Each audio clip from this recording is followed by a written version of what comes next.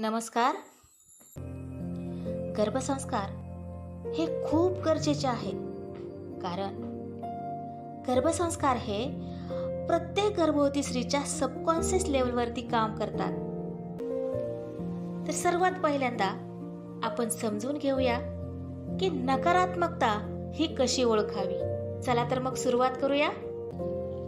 गर्भवतीला उदास वाटणे, तिच्या मनामध्ये घाबरट येणे, माझं काही चुकलं का, अशा भावना तिच्या मनामध्ये सतत येणे, मनात गोंधळ निर्माण होणे, आत्मविश्वासाचा अभाव, शांत झोपच न लागणे, पुस्तक वाचताना मन न लागणे, ही आहेत नकारात्मकतेची लक्षणे. आणि या लक्षणांवरून आपल्यामध्ये नकारात्मकता आहे का हे ओळखता येते. मग या नकारात्मकतेचा म्हणजेच निगेटिव्हिटीचा आपल्या बाळावर काय परिणाम होतो हे पाहूया. आपल्या मेंदूमध्ये दोन प्रकारच्या लहरी असतात, वेव्ज असतात. एक अल्फा वेव्ज आणि दुसरी बीटा वेव्ज. अल्फा वेव्ज ही आपल्या मानसिक आणि शारीरिक विकासाला मदत करत असते. अल्फा वेव्ज ही आपली मानसिक आणि शारीरिक कॅपॅसिटी वाढवते, गुण वाढवते. मग जेव्हा आपण नैराश्यात असतो, नकारात्मकतेत असतो, निगेटिव्हिटीमध्ये असतो, तेव्हा आपल्या मेंदूमध्ये बीटा वेव्ज वाढत असतात आणि अल्फा वेव्ज कमी होतात. जेव्हा आपल्या मेंदूमध्ये हार्मोन्स क्रिएट होतात, तेव्हा ते हार्मोन्स रक्तामार्फत प्लॅसेंटामधून नाळेमार्फत बाळापर्यंत पोहोचतात आणि मग त्याचा तसाच परिणाम बाळावर होतो.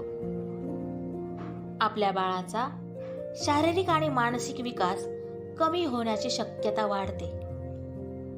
आपला मेंदूच शरीराला, मनाला आणि बुद्धीला चालवत असतो, नियंत्रित करत असतो. मग हे चालविण्याचं किंवा नियंत्रित करण्याचं काम अल्फा किंवा बीटा वेव्ज करत असतात. मग आपल्या बाळाच्या संतुलित शारीरिक आणि बौद्धिक विकासासाठी अल्फा वेव्ज जर इतक्या महत्त्वाच्या असतील तर त्या निर्माण झाल्याच पाहिजे. ताणतणाव, चिंता, नैराश्य या गोष्टींनी घर नाही केलं पाहिजे. ह्याची जबाबदारी, ह्याची काळजी प्रत्येक गर्भवतीने घेतली पाहिजे. आणि हे अतिशय महत्त्वाचं आहे, अतिशय आवश्यक आहे. प्रत्येक गर्भवतींच्या विचाराचा बाळावर काय परिणाम पडतो हे आपण पाहणार आहोत. आपल्या मेंदूतून दिवस रात्र वेगवेगळी रसायनं स्रावत असतात. जी गर्भवती माता नैराश्यात असते, निगेटिव्हिटीमध्ये असते, तेव्हा तिच्या मेंदूमध्ये कोर्टिसॉल नावाचा हार्मोन्स क्रिएट होत असतो.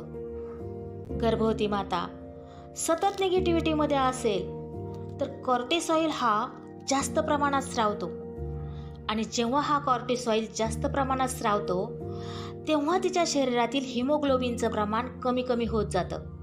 आणि जेव्हा तिच्या रक्तातील हिमोग्लोबिनचं प्रमाण कमी होतं तेव्हा मानसिक आणि शारीरिक क्षमता ही कमी कमी होत जाते. त्यासोबतच ब्लड प्रेशर व शुगर यासारख्या आजारांची लागण होण्याची शक्यताही जास्त असते. त्यामुळे प्रेग्नन्सीमध्ये मानसिक स्वास्थ्य मिळावं यासाठी प्रत्येक गर्भवती मातेने निगेटिव्हिटीमध्ये राहू नये. म्हणून आपला प्रेग्नन्सी प्रवास जबाबदारीने निभावणं अतिशय आवश्यक आहे. गेल्या कित्येक दिवसांच्या गर्भसंस्कार कार्यशाळेतून मला हे जाणवलं की आजची गर्भवती माता ही ताणतणाव, चिंता, भीती, नैराश्य व निगेटिव्हिटीमध्ये एवढी गुरफटलेली आहेत आणि त्याला अनेक कारणं आहेत. भूतकाळातली घटना, प्रसंगाच्या आठवणी, भविष्यातील चिंता, डिलिव्हरीची भीती, म्हणजे बाळाला जन्म देणे हे एक आव्हानच आहे असं त्यांना वाटतं. या सगळ्या गोष्टींमधून बाहेर काढून तिच्यामध्ये धैर्य, आत्मविश्वास व सामर्थ्य निर्माण करण्याचं काम गर्भसंस्कारामध्ये केले जाते. आज अनेक लहान मुलांमध्ये बीपीच्या गोळ्या चालू झालेल्या आपल्याला पाहायला मिळतात आणि ते इन्सुलिनची इंजेक्शने घेतात. हे कशामुळे? काय कारण? तर त्याचा जर इतिहास पाहिला तर असे लक्षात येते की त्या मुलांची आई त्यांच्या प्रेग्नन्सीमध्ये कुठल्या ना कुठल्या ताणतणावात होती, कुठल्या ना कुठल्या घटनेमुळे, कुठल्या ना कुठल्या कृतीमुळे ती निगेटिव्हिटीमध्ये अतिशय गुरफटलेली होती. आणि त्यामुळे अशा नैराश्यामध्ये, निगेटिव्हिटीमध्ये असलेल्या मातांची मुले ब्लड प्रेशर, शुगर अशा आजारांना बळी पडत आहेत.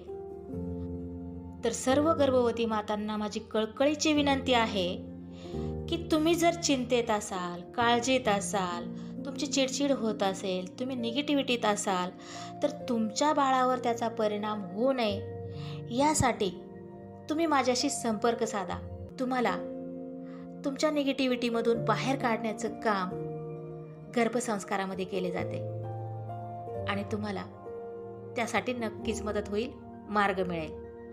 Thank you so much. Take care and bye bye.